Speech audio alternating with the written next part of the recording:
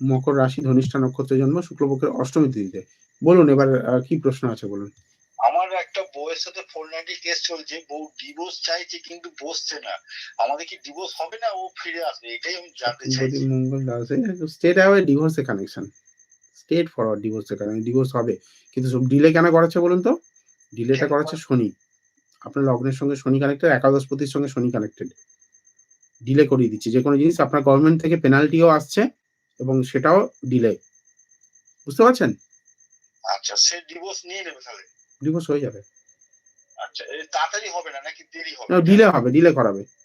তাড়াতাড়ি যদি করতে চান বা কোনো কারণে যদি সলিউশনে আসতে চান তাহলে মিউচুয়াল আন্ডারস্ট্যান্ডিং আসতে হবে। মিউচুয়াল উনি রাজি হয়েছে, কিন্তু আমার মানে আমি যখন বসতে চাইছি উনি আর বসতে চাইছে না, মানে উনি ডিলে করাচ্ছে ব্যাপারটা।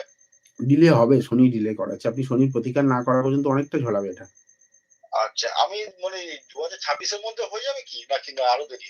আপনি একটা কাজ করুন, যদি মনে করছেন সিরিয়াস বিষয়টা নিয়ে তাহলে যোগাযোগ করুন। আমি একদম এক্সাক্ট টাইমিং বলবো আপনার যে কোন সময় ডিভোর্স হতে পারে, কি করলে ডিভোর্স হয়ে যাওয়ার চান্সেসটা বেশি থাকবে, সেগুলো সমস্ত কিছু বলে দেবো। যদি সিরিয়াস হন তাহলে যোগাযোগ করুন। আচ্ছা আচ্ছা আচ্ছা, ঠিক আছে? মানে ওর ফেরার কোনো চান্স নেই আর না? আমি যতটুকু এখানে আপাতত পাচ্ছি